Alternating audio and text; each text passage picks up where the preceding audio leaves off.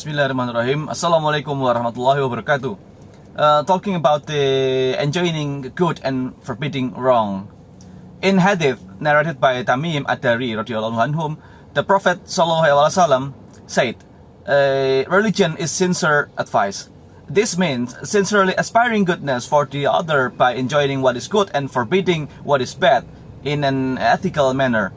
Advising to a close relative, however, comes with various challenges, particularly with the self. In our observing the teachings of Islam consistently and rising up the challenges, advising without being judgmental and on the basis of self-righteousness, the possibility of hurting the person while in the process of advising. Being rejected either due to our incapabilities or by a relative that does not accept good counsel. The outcome of the situation varies. Some may be able to remain patient while continuing to give good counsel and remain strong. However, many fall into depression and experience broken relationship that harm personal well-being and harmonious family life. So, how should a Muslim deal with such situation? The first step for a Muslim is to do a reflection on the self and the problem. What is the reason or factor that could have caused the family member to live such a lifestyle or commit habits that are forbidden in the religion? The objective is to identify the root of the problem that will help identify the solution, and also for the Muslim to identify his own weakness, flaw or negligence that may have caused his efforts to counsel the family member ineffective. This can be seen in the Prophet's trip to the city of the Taif for the purpose of inviting its inhabitants to Islam. While on his way back to Mecca, after being harshly rejected by the inhabitants, he prayed to Allah for guidance and strength and reflected that the rejection might be due to his untactful approach and lack of strategy. Instead of blaming the people, his prayer, as reported in Hadith, was, "O Allah, Ya Allah, to you alone I complain of my helplessness, to insufficiency of my resources and my insignificances before the people. You are the most merciful of the merciful. You are the Lord of the helpless and the weak. O Lord of mine, into whose hands would you abandon me to? Into the hands of an unsympathetic distant relative who will show hostility against me, or to an enemy who has been given control over my affair? But if your wrath does not fall on me, there is nothing for me to worry about. I seek protection in the light of your countenance, which eliminates the heavens and the earth, and that dispels darkness, and which control all affairs in this world and in the hereafter. May it never be that your wrath, that you should be wrathful to me, and there is no power nor resource but yours alone." This hadith is narrated by Imam at-Tabrani. A Muslim must also maintain a positive attitude to that situation that he is facing in the form of a test from Allah subhanahu wa ta'ala, and for a good reason as stipulated in the Quran. You can find this in Al-Baqarah 155. That it says, Allah says, and most certainly shall we try you by means of danger and hunger and loss of worldly goods, of life and of labor's fruit, but give glad tidings unto those who are patient in adversity. Yeah. The Quran has clearly stated that the test and tribulation is part and parcel of life. You can find this in Surah Al-Mulk, ayah the second. He who has created death as well as life, so that he might put you to a test and thus show which of you is best in conduct. and make you realize that He alone is Almighty, truly forgiving.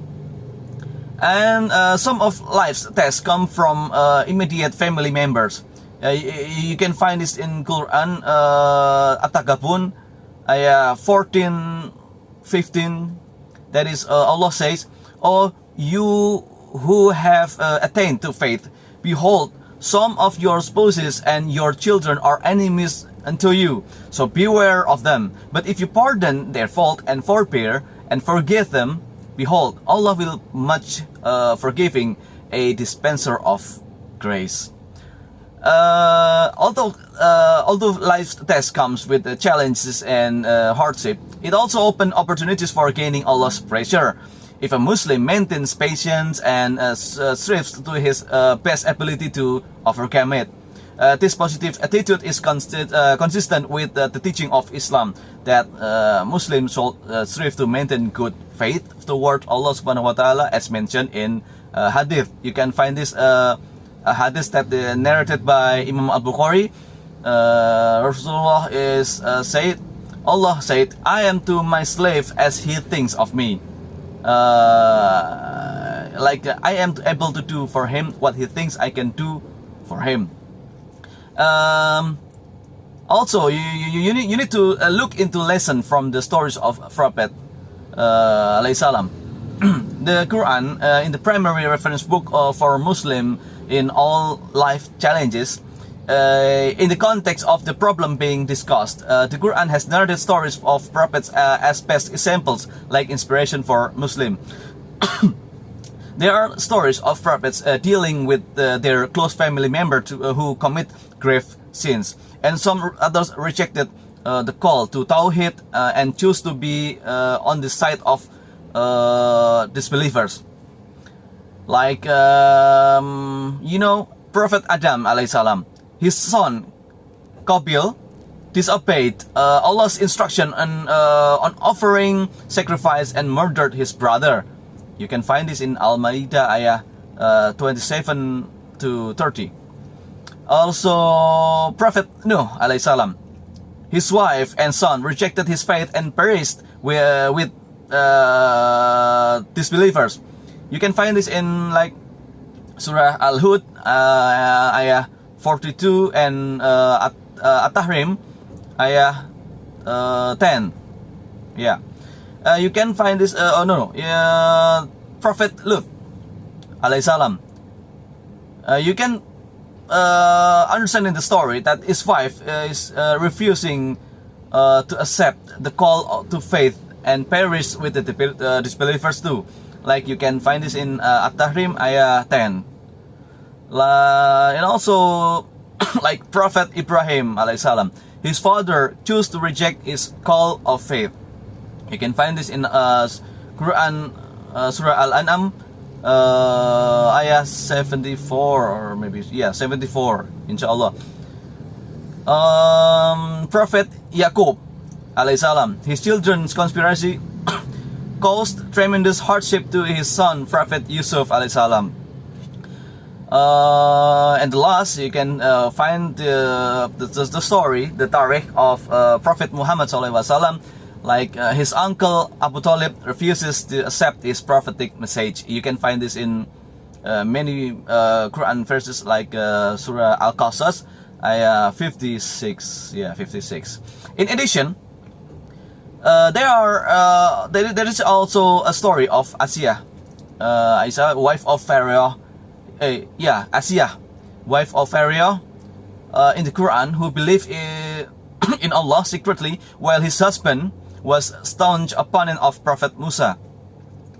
The above example illustrates scenarios where a Muslim might face the following, like pious husband living with misguided wife, like a story of Lut and Nuh with their wives. Pious wife living with a misguided husband, like story of Asiyah with Pharaoh. Pious child living with misguided parent, like story of Ibrahim with his father. Pious parent living with misguided children, like story of Adam, Nuh and Yaqub with their children. Pious individual living with misguided close relatives, like the story of Prophet Muhammad with his uncle and relative. Thus, whatever scenarios of misguided close family members a Muslim may have to face, there is example in the Quran from the stories of the Prophet ﷺ where he can learn from and seek guidance. There are, however, common lesson from all the stories. The first and most glaring lesson is that the Prophet ﷺ maintained their relationship with the misguided family members. Prophet Nuh and Prophet Lut did not divorce or chase away their wives, nor did they cut off a relationship with their children. Both continued to be dutiful fathers and showed care and concern to them. Prophet Ibrahim ﷺ did not show disrespect to his father. The Quran recorded Prophet Nuh's love to his son till the last minute of his life, and Prophet Ibrahim's respectful conversation with his father. You can find this in Surah Maryam, ayah 41 to 46. Most constantly praying for the misguided family members until Allah subhanahu wa ta'ala commanded them to stop. The examples contain an important lesson for Muslims who are facing the same situation, maintaining the relationship and not ostracizing the person despite their misguided behavior. The wisdom is that it will allow the door of communication to remain open, which one day may cause a change in their heart and behavior, like hidayah. In contrast to severing the relationship, which may not only close the door of communication but also hurt feelings and aggravates the problem. Secondly, the Prophet ﷺ continued to show love, care, and concern to the family members, although they did not disregard the misguided behavior. This thus brings to an important lesson that maintaining family relationships and fulfilling their rights are not forbidden, while boycotting and marginalizing them are not the only way to deal with the issues or address the problem. They cannot also be regarded as approving and condoning the sins. The Prophet's stories also teach Muslim parents that faith and piety cannot be inherited. They can only be instilled in children through consistent and continuous education and counsel, from birth to adulthood. Parents thus must realize that occupying themselves with a plentiful of ibadah to attain personal taqwa and closeness to Allah might not have a direct effect to their children's piety if it is done at the expense of the children's religious upbringing.